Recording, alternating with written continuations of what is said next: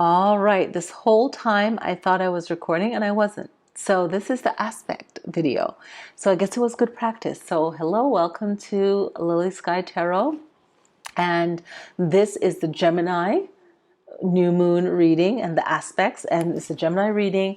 And I will just go through everything for all the 12 signs, right? And I'll do that at the very end. Okay, so Friday, I think of Venus. I just thought of that when I started the video, when I was talking before. I was like, yeah, Friday, Venus Day. So very powerful for Venus, and definitely get online and look at the movement of Venus and when she appears and disappears, like all of that. I'm going to be looking at that as well and really connecting to that energy.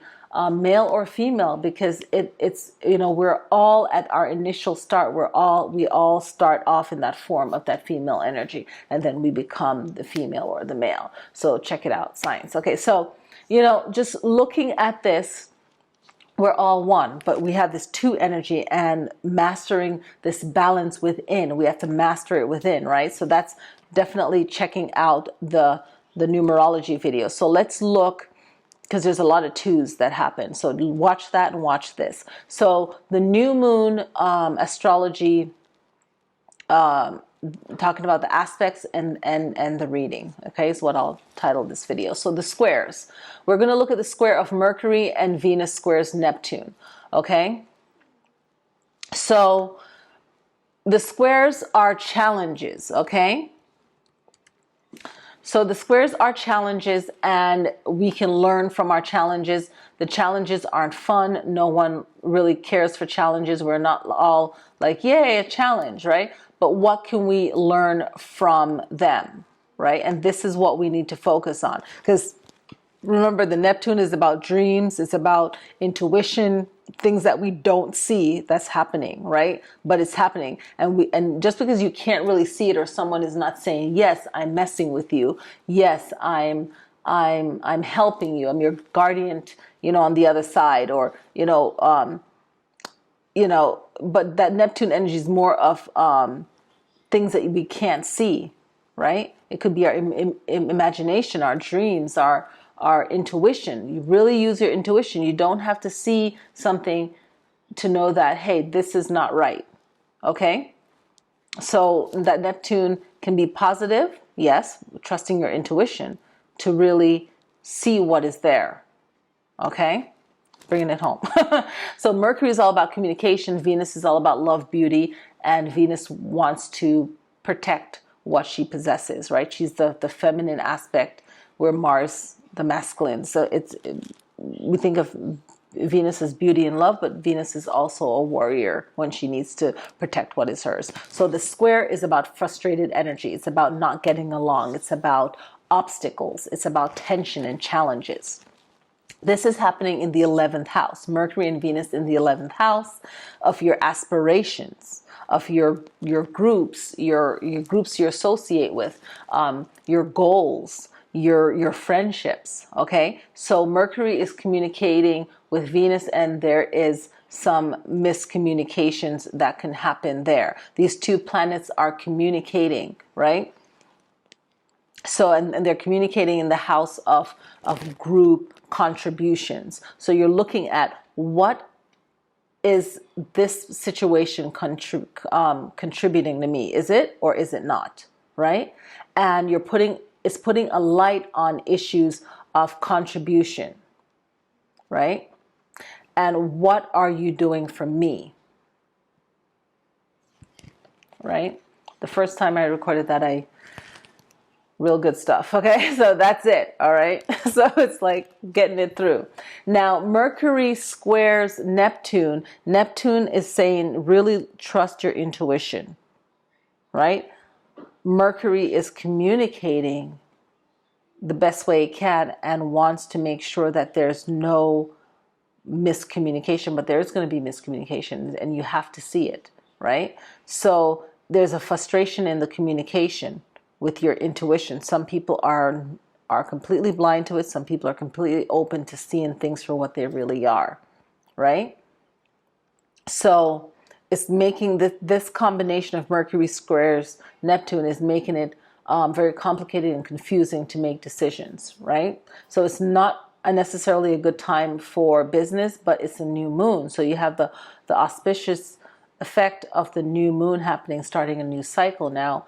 A lot of places are opening their counties back up on the new moon, right? So that's an auspicious time to do that. However, there's going to still be challenges because of what we're going through right now with the stay-at-home order, the lockdown, the all of this, right? So, but it still can be auspicious, right? But there's going to be challenges, right? There's a lot of misinterpretation of what is said and giving directions. There's a need to be more exact and more clear the best way you can, right? So it's really doing your best right now when you have to communicate with anyone in a professional sense, in business, in government, in legal documents, legal matters. Make sure that you get someone that is the professional for that, right? So we're looking at Mercury and Venus squares Neptune. So that Mercury and Venus happening in the 11th house, we went over that. That's your aspirations, your groups, your friendships, your goals, right?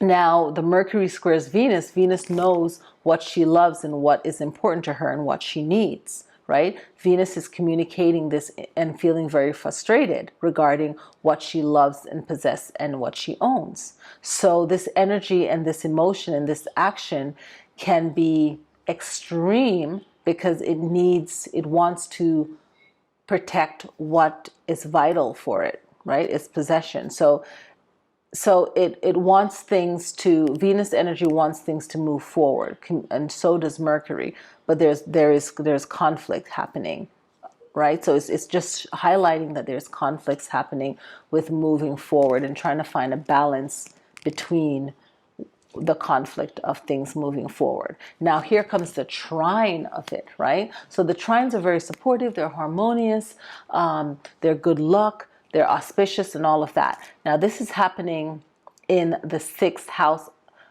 and Jupiter being in the 6th house wants to bring the blessings in. It's going to bring the blessings into the self, the sun. Right now, the strong energy is people thinking about themselves. What's important to me, right? So what is important to me? Now going back, the 11th house, going back to let me jump back to the 11th house. I believe that's Aquarius's house, that everything is happening in the 11th house, right? Yes. Okay. So, yes. So let's go back to the Venus, okay? The Venus or the trine energy of Jupiter. So Jupiter is in the 6th house. Jupiter is saying, okay, I serve, right? It's in the 6th house. It's in the house of service, right? So your daily life, your work, your health, your self-improvement. This is why I love astrology, because it's like really lining up. It's like your daily life of yourself, your work, your service, your health, your self-improvement. How can you improve? What can you do to improve yourself, right? This is like the sun, right? So with this, it's really asking us to look at our daily life and see how we can be more grounded within ourselves before we can move forward. So we really have to be honest with ourselves, and really, if things are going to be in a balance, it can be for self, but it also has to be prosperous overall. That's where that Jupiter energy comes in, right? And it's happening in the 6th house of Virgo, who is ruled by Mercury, and Gemini is ruled by Mercury. Those are the two signs that are ruled by Mercury. So it's a new moon in Gemini. Gemini is ruled by Mercury, and it's this Jupiter trines the sun is happening in the 6th house of Virgo, who's also ruled by Mercury. So this is a big communication new moon. It's about really communicating with yourself. The self is communicating with the emotions of this new moon, right? And we really want to bring it all together for ourselves. We want to make sure that we are looking out for ourselves and the blessings are coming in for ourselves, right? So, and it's not selfish. It's happening in the 6th house of Virgo. And Virgo is the mother. Virgo is caring about the home, about the core meaning of life, right? So it's like your bread, it's your bread and butter, right? Virgo, right? And Virgo is the angel. It's like the guide, right? So this is a real powerful new moon where we can look at balance within ourselves and then balance in our daily life. Very powerful, right? So another aspect that I just wanted to touch on is Jupiter conjunct Saturn and Pluto. So Pluto is saying, let go of your ego. What needs to be destroyed, right? What can be reborn from from that destruction, right? So it's looking at that. And this is the conjunction. So within this conjunction, it's close to each other, right? So when it's this close to each other, it's how can this be more beneficial, right? How can this be more beneficial for you? How can you win, but also bring yourself into balance, right? So going back to Pluto is like, what can you destroy? What needs to be let go of? What can be created right now? Pluto is taking the back seat, looking at everything going on. How can you let go of the ego? Right? That way you can pretty much, it's like getting out of your own way. Right? So we have to ask ourselves, how can we get out of our own way? And that's something very powerful to think about. To think about, how can I really look at everything? How can I master myself, or what I feel I want to just kind of ignore, because it's going to be easier to do that. So how can that work together? The power of it working together, right? The conjunction. How can it work together? How can it balance each other off? How can you master yourself with that Saturn, and then receive the blessings from Jupiter? And then Pluto is like, well, before you do all of that, let's let go of the ego. Let's destroy. Destruction is one of the words associated, but how can you just release, right? Just let it shed away whatever is blocking you, right? I don't want to take up too much time with that. So let's start off with Gemini. Gemini, you are going to benefit from this new moon. Obviously, it's your new moon. It has number 2. It's all balance, right? So all air signs will benefit from that. Aquarius will benefit from that, right? So moving forward, okay, Gemini, you're going to benefit from that. It's your air element. Definitely tap into that, okay? We're in Taurus season, so Gemini can definitely benefit from that, because some of the Geminis born in May can strongly benefit from this new moon. Cancer, you're going to benefit from this, especially if your mom is a Gemini, right? Or your dad. So you have to learn and understand about them and pull in that energy as well. I was talking to my cousin about that, about, looking at your parents' chart and really pulling in. And that's something that's very powerful, because the person that you're born under, you were probably that sign in your past life, and now you would have to learn from them. And that's another aspect of looking at it, right? Another way of looking at it, at the whole reincarnation in life and lessons, right? So now you have to learn to be the sign that you are in this life and dealing with your sign, right? So that's another one of the teachings. Now, Cancer, you can benefit from this by your communication, like everyone else is benefiting from communicating, and then looking at the aspects and see which one matches up with your chart. And that's for all 12 signs or all 13 signs. Leo, you're going to benefit from this because you are needing to really focus in on your fortune, because you have the fortune in your sign, the Fortuna. So this is lucky for you. This can be a lucky new start for you, and prosperity and money. So really be wise with that. Virgo, you can benefit from that by being home and really taking care of home matters in the second house, people that you care about, your own health. Okay. And back to Cancer, you can be very spiritual with this, with some 12th house energy. Okay, I forgot to say that for Cancer because I wasn't looking at the chart. Now for Libra, you can benefit from that, from communicating more and tapping into the Gemini energy as an air sign, because you're in the 3rd house. So you can definitely benefit from that.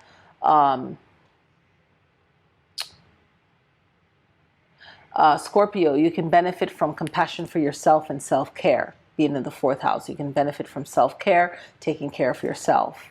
Okay, the Sagittarius, you really need to tap into your South Node and North Node.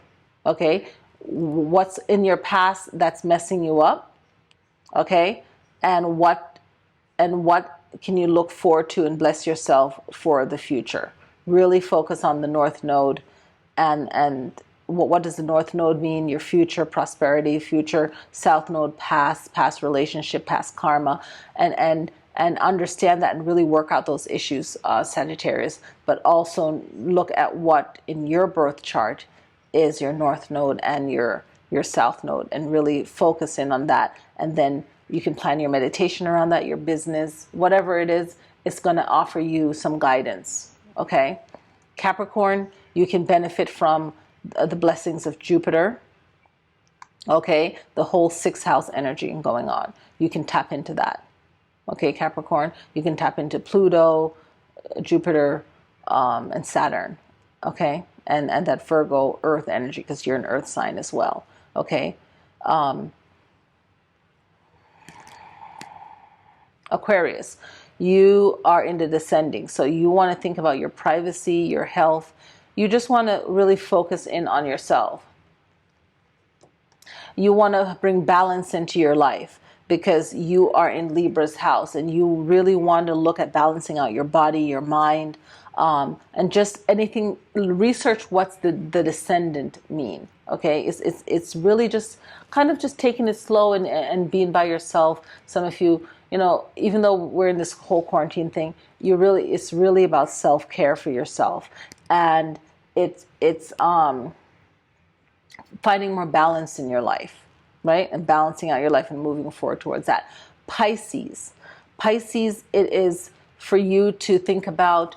It could be very prosperous for you, other people's money, investing, so being wise with your money, your home, like that could be really, really beneficial for you, and tapping into your intuition very strongly with that Neptune. Okay, so really tap into that as well, and really protecting yourself. You have the Mars energy pretty close by there, so you want to think about what do you really need to protect for yourself financially. Anything that you need to protect for self, really focus in on that. Okay. Aries is about you healing yourself. Okay, it's about you also uncovering what the truth is about you and the situation, and really coming to peace with that. Okay, you have Lilith and you have Chiron, so you want to work with those energies and really be strategic about your actions, and also self-healing, and anything to do with healing regarding yourself, others, you really just focusing on that. Okay, Taurus is all about you tapping in very closely to the new moon, right? In Gemini, but also connecting to the real issues with what will give you more freedom, make you feel more like you're moving forward, and also just being really original in anything that you're doing. You want to really look at any changes that you need to make. Okay, and making sure that your home, always with Taurus, is your home, your finances, and really take control of yourself and your body and your mind, and really just do what's best for you, and don't try to just be on like, okay, I'm home, everyone's home, this is your comfort space, but look at how you can benefit yourself and others through the energy of Uranus, right? So especially if you are an attorney or something, it's the freedom of everything. It's the bringing balance. You can definitely bring that in, and into whatever you do. You can find a way of bringing more harmony into your life and bringing that out. Okay, so it's going to be about finding that balance in that Uranus energy. Okay, so yes, that would be very powerful. Yes, yes, yes. And of course, Cancer, coming back to Cancer, because Gemini, we're back around the wheel now, Gemini and so on. Yes, really tapping into Cancer, really tapping into the North and the South node. Okay, because Cancer is in the North node. So you want to, Cancers are still working on planning their future. Okay, they're definitely, and Capricorn is more in their past and healing from their past. And like I said, Sagittarius can tap into that too, into both the North Node and the South Node. But Capricorn definitely is stuck in the past, or a past relationship, or a past karma issues will come up at this new moon. So just kind of clear that away for your new